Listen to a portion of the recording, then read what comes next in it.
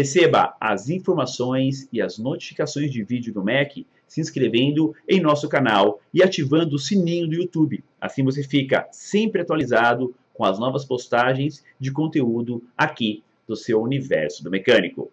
Hoje, nosso tema da aula é a ECU, o cérebro eletrônico, a central da injeção eletrônica da Meriva 1.4 Econoflex. Então, um carro bem novo.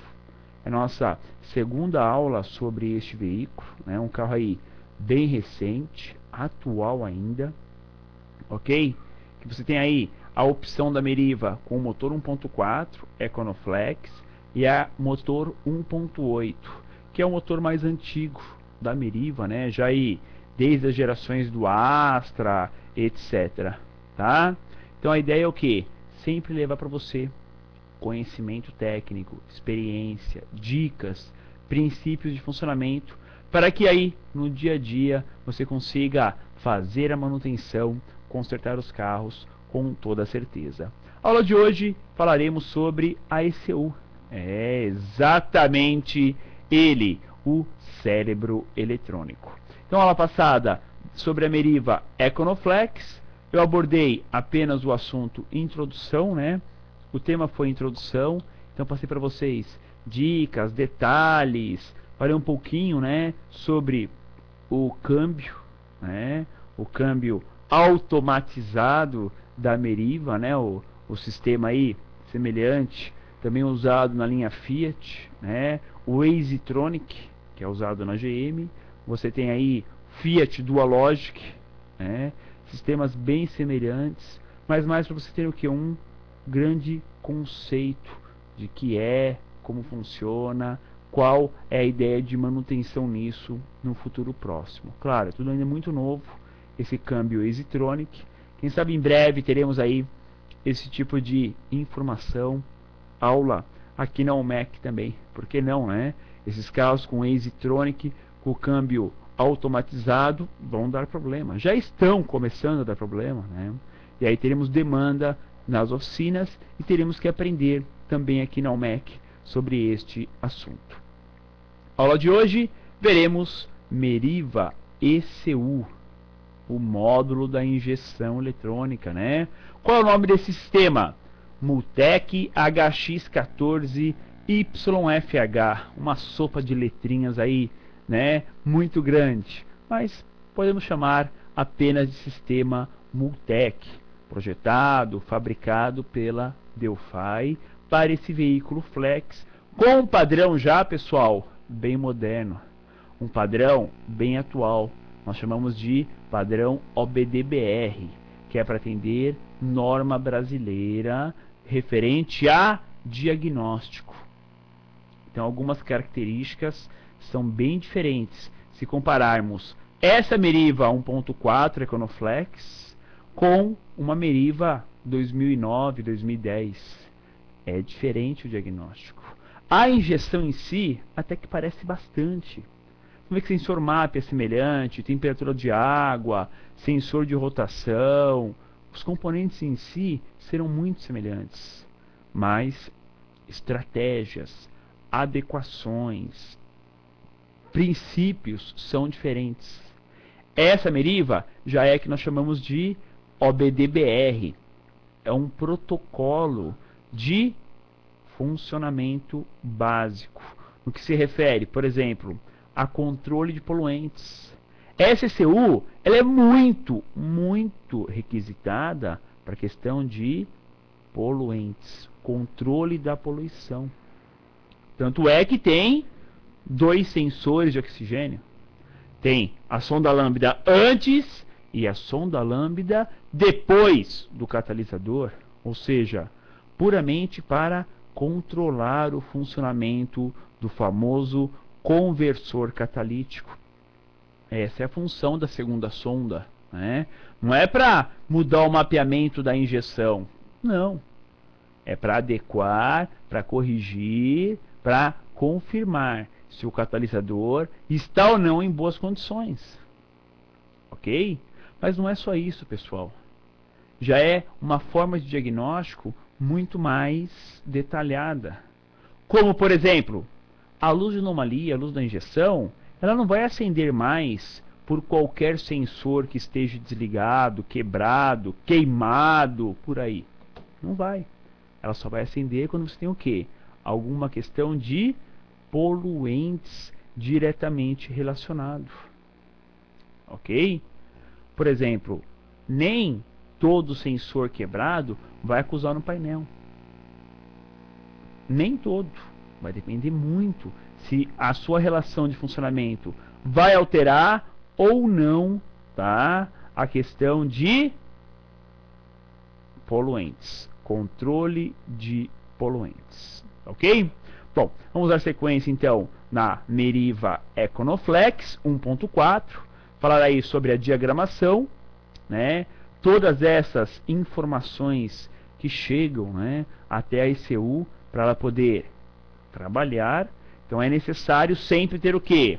Nessa telinha de diagramação, que nós usaremos aí em todas as aulas da Meriva, tem que ter o quê? Os sinais de entrada. Então vamos a ele. Sensor de densidade. Opa, a densidade é o famoso sensor combinado, né? MAP mais temperatura do ar admitido, que os dois somados vão dar a informação de densidade. Sensor de rotação, famoso RPM, lá na polia dianteira da Meriva. Temperatura de arrefecimento, ok, precisa dessa informação. Lambda vezes 2, positivo. Temos dois sensores de oxigênio, duas sondas, tá? Uma antes e outra depois do catalisador. Diferente, né, de você pegar aí uma Blazer V6, também tem duas sondas, mas como é V6, é uma sonda para um banco de cilindros, outra sonda para o outro banco de cilindros, né? Tem duas sondas? Tem, mas é diferente. É uma sonda para cada 3 cilindros aqui, a outra sonda para mais 3 cilindros. As duas estão antes do catalisador. Aqui não. Aqui você tem as duas sondas, né, na mesma linha, no mesmo duto de saída, ou seja, vão pegar aí os 4 cilindros do mesmo jeito, é o mesmo cano, porém uma sonda está antes, outra depois do conversor catalítico. Sensor de velocidade lá no câmbio, também uma informação aí para adequação do mapeamento. Interruptor de óleo é a luz de pressão de óleo, né? Passa primeiro pela ECU. Sensor de detonação, importantíssimo, né, para a questão do carro flex. Pedal do acelerador, então já sabemos que esse sistema não tem cabo de acelerador, é drive by wire, ou seja, via sistema. Pisa-se no acelerador, tem um sensor lá no pedal do acelerador, que vai mandar informação para o módulo, e o módulo vai comandar a borboleta aceleradora neste veículo. E claro, sensor de posição da borboleta. Claro, né? Temos que ter também um sensorzinho da posição da borboleta. E o que o módulo vai comandar? Rapidinho, ó. Partida frio, então sistema de partida frio, sistema de ar condicionado, eletroinjetores, claro, é uma injeção multiponto sequencial. Ele adequa o mapeamento de acordo com a ordem de injeção, de acordo com a ordem de admissão da mistura. Ignição, então temos uma bobina dupla, como se fosse aí duas em uma só, 4 torres, ignição mapeada estática, não tem distribuidor. Canister, tem que ter também. Corpo eletrônico, é o atuador de marcha lenta, né? É tudo eletrônico. Temos ali o corpo eletrônico, né, faz todo a abertura, fechamento, plena carga, média rotação. Bomba elétrica de combustível e também imobilizador e conector de diagnose. Vamos lá. Telinha de introdução. A forma de receber informações necessárias e de mapear a ignição e a injeção eletrônica, atendendo todos os requisitos de desempenho, economia e emissões, são funções do cérebro eletrônico. A ECU, né? O que é a ECU? Electronic Control Unit, unidade de controle eletrônico, também chamada de UCM, né? Unidade de comando eletrônico. Vamos à Meriva então, 1.4, boa aula, o veículo aí na telinha de vocês, tá? E aproveitar aqui para responder uma perguntinha, ó, do Flávio Bezerra. O catalisador tem quilometragem de troca ou não? Caros alunos do MEC, quando se é projetado o motor, o catalisador, na teoria, seria o que? Para durar a vida útil total do carro. É uma peça cara, é uma peça aí delicada, né? É muito importante para o controle de poluentes. Só que na prática, pessoal, isso é bem relativo, tá? É mais ou menos igual aquela história de amortecedor com 30 mil quilômetros. Estão lembrados dessa história? Essa história quem inventou foi o Kaczynski, né? O ex-dono da Cofap, né? Quem começou com a Cofap. O mesmo que hoje, né? É Motos Kaczynski, tá? Mas quando era proprietário da Cofap, criou esse slogan. E isso pegou feito moda. Pegou barbaridade, né? Nunca se vendeu tantos amortecedores como depois desse slogan dos 30 mil quilômetros, tá? E parece que catalisador tá algo parecido. Fabricantes lançaram essa ideia dos 80 mil quilômetros. E agora pegou. Quanto tempo dura um catalisador? 80 mil quilômetros. Se troca de quanto tempo? 80 mil quilômetros. Ah, mas 80 mil quilômetros. 80 mil quilômetros. Parece que se criou um paradigma em cima disso. Dos 80 mil quilômetros. Não é assim. Catalisador foi projetado para durar a vida útil do motor do carro. E o motor do carro foi projetado para quê?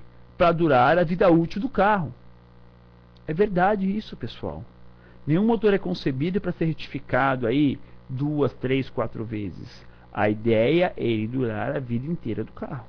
Catalisador também. Na prática é isso que acontece? Não. Muitos motores estouram antes, com 200 mil quilômetros, com 150 mil quilômetros, com 50 mil quilômetros, pode acontecer, mais raro, mas pode acontecer. E o catalisador também. Então você tem aí catalisador com mais de 200 mil quilômetros, com perfeito funcionamento. E catalisadores com 50 mil quilômetros, já obstruído, já quebrado, e etc. Então é uma questão de uso, como utilizou, se manteve a manutenção no carro ou não. Então esse negócio de 80 mil quilômetros é muito mais marketing para troca do que efetivo, tá? Então atenção com isso, cuidado, hein? Catalisador dá para medir, dá para testar tranquilamente. A ECU, o sistema de injeção eletrônica da Meriva 1.4 EconoFlex é composto por diversos sensores que monitoram o funcionamento do motor em relação à rotação, entrada de ar, temperatura e outros eventos mecânicos transformados em sinais elétricos. Então, pessoal, o que são os sensores? Eventos mecânicos, componentes ali, ó, que de alguma forma vai mandar um sinal elétrico em forma de tensão para a ECU. E a ECU já está apta para receber esse sinal e vai identificar o que está acontecendo com aquele setor ali, ó, monitorado. Por exemplo, sensor de temperatura. Está indicando alta temperatura? Poxa vida, por quê? Será que é o defeito do sensor? Será que é o defeito do motor? O que está acontecendo ali? Né? E o sensor MAP, então? Será que o defeito é do MAP, é do chicote, é da correia dentada montada fora de ponto? Então começa a se ter o quê? Alguns parâmetros de funcionamento do setor, né? Por setor ali no motor do carro. Mas a ECU, né, ela já é projetada, ela já sabe de quanto a quanto pode variar um sinal. Ela sabe o que é normal, um sinal de MAP em marcha lenta, tá? Vai pensar que o sinal do MAP em marcha lenta vai ter um sinal tão alto? Não, vai ser um sinal baixo, né? Tem uma alta depressão. O sinal de resposta dele vai ser um sinal baixo, perto de 1, no máximo 2 volts. Não tem como ser diferente disso. Então a ECU identifica essas possibilidades para justamente identificar erros, identificar falhas de funcionamento, tá? O motor Econoflex, estão aí na telinha de vocês, né? Motor 1.4, Econoflex da Meriva, tá? É um motor bem enxuto, bem simples, pessoal, comando de válvulas em cima, ok? É uma geração de motores que teve pouca alteração. Se pegar aí, ó, esse motor 1.4 Econoflex 2011, o que ele tem de tão diferente de um Corsa 1.6 97? Quase nada, né? E ó, estão falando de 97, hein? 97, pessoal. Para 2011 são 14 anos. Eu não vou falar um Corsinha mais antigo, porque os antigos tinham um distribuidor, né? Os 96 tinham um distribuidor. Os 97 já não, já eram assim, ó, com a bobina até muito semelhante. O que tem de tão diferente? Quase nada. Pequenos detalhes. Então o motor, na prática, muito fácil de ser reparado, muito fácil de diagnosticar, de consertar. Concorda comigo? Bem simples, tá? Quais são os sinais? Então, como os sinais mandam essa informação para o módulo? Esses sinais de entrada são muito importantes, já que são a previsão do que pode ocorrer antes ou às vezes depois da queima da mistura ar e combustível. Exemplo de depois da queima são as duas sondas de oxigênio e o próprio sensor de detonação. Ou seja, vai mandar informação para o módulo depois que houve a combustão, depois que houve a queima, né? E na injeção eletrônica, pessoal, nós temos muito isso.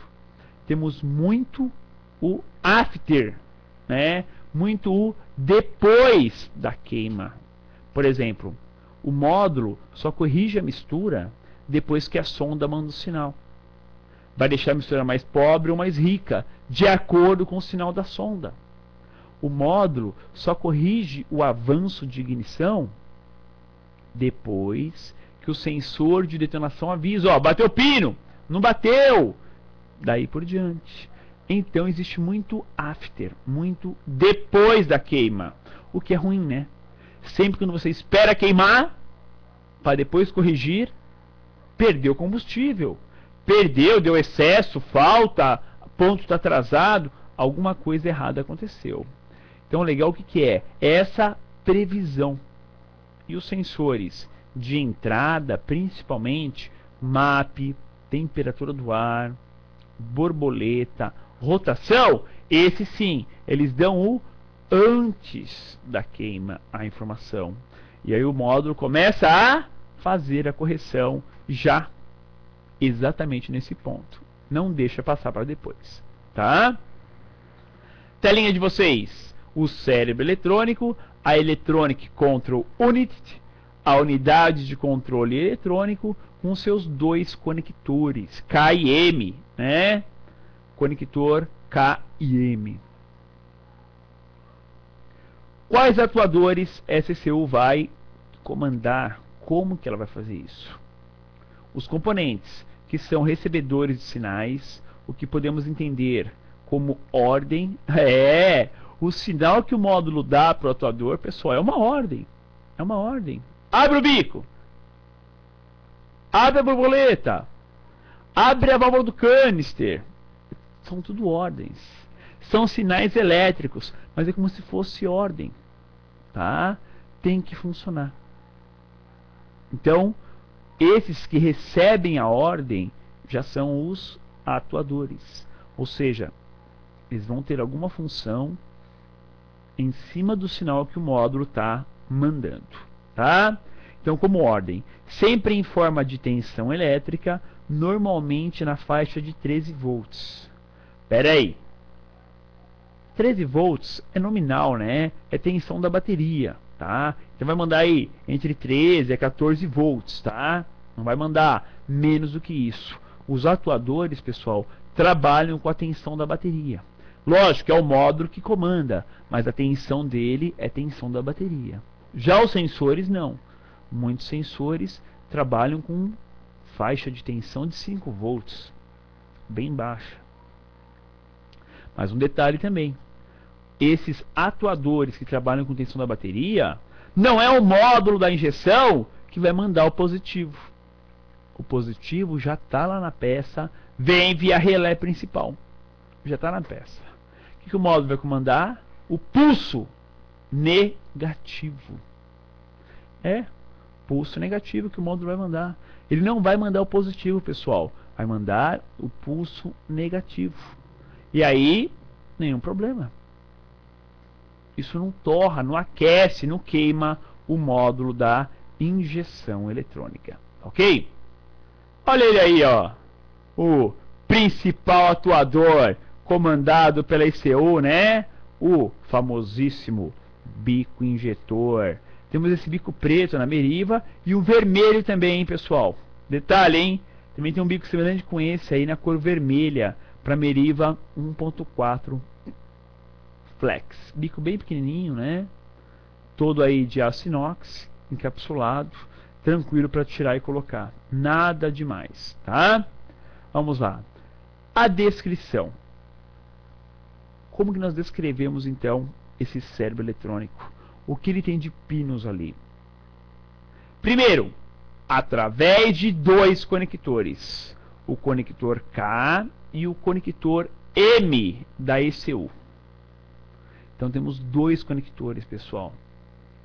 K e o M. Então está subdividida em chicote lado central elétrica e chicote lado motor. Então você tem aí separados K e M. Um lado chicote, o K. Outro M, lado motor. Tá? Então você tem aí comandos distintos, chicotes distintos. É um chicote para entrar sinal, para sair sinal, para comandar tudo que está lá no motor, que é o conector M. O outro conector é o que? É painel, é body computer, computador de bordo, é positivo via relé, é lâmpada, é computador, positivo, aterramento, é a parte do carro, botão do ar-condicionado. Então você tem o que? Separações. Chicote lá do motor, chicote lá do carro. Temos tudo isso bem definido, bem distinto, tá? Bom, em cada um desses dois conectores, K e M, né, nós temos aí 4 fileiras de fios, 4 fileiras de terminais, tá? A saber, primeira fileira, do 1 ao 16, segunda fileira, 17 ao 32, terceira fileira, 33 ao 48 e quarta fileira, 49 ao 64. Isso aí, pessoal, é para os dois, hein? Tanto para o A como para o B. Não tem A e B, né? É chamado aqui de K e M. Então, tanto K quanto M possuem aí 64 pinos na ECU. 64 é bastante pino, tá? Ah, todos são usados? De jeito nenhum. Temos aí poucos pinos são utilizados, tá? Os outros estão ali para projetos, trabalhos, mudanças futuras. Nada assim no imediatalismo. Nada. Tudo coisa futura, tá? Então temos cada ECU do pino 1 ao pino 64. Ao todo, 128 pinos na ECU, em dois conectores bem distintos, tá ok? Querem ver quem é quem? Vamos lá, ó. Telinha de vocês, ó. K e M. Estão enxergando aí, ó, com a marcação em vermelho? Vejam ali, ó, a letra grande, ó, K. O M está um pouquinho mais para baixo, mais escondido. Mas o K tá fácil para enxergar, hein? Tá bem facinho, tá? Essa é a ECU da injeção eletrônica. Temos uma observação muito importante, tá? Em relação à remoção dessas travas, né, da própria mola aí. Essa trava mola, né? Porque funciona como uma mola. Vamos entender? Ó, trave especial. Além da possibilidade de mau contato ou umidade pela própria posição do módulo, que está ali bem na frentinha, né, perto de tudo, devemos ter atenção ao remover as travas que já puxam o terminal da ECU automaticamente. Quando você puxa a trava, o conector já sai junto. Se a trava quebrar, estaremos condenando o chicote correspondente. Portanto, muita atenção na remoção da trava. E é isso mesmo, pessoal. Essa trava é uma peça só. Na hora de remover ali, ó, muito cuidado para não quebrar. Quebrou, vai ter problema se eu consertar. Para arrumar vai ser difícil. Então, é o tipo de componente que gera um alto custo. Tá? Vamos lá. Mais uma dica aqui da nossa aula, pessoal. Dica: devemos estar atentos a falhas intermitentes, principalmente quando falamos de aterramento deste carro. A ECU sofrerá grande influência do campo magnético quando o aterramento do motor estiver mal instalado. Muito cuidado. Tem uma de tirar o motor, câmbio, tudo junto. Peraí, o chicote ficou onde? Será que não quebrou na hora de tirar? Não vai dar mau contato depois? O que eu fiz? Muito cuidado na manutenção, pessoal. Senão a gente coloca um defeito no carro. E defeito de aterramento, normalmente, é um defeito difícil de ser encontrado. Normalmente, tá?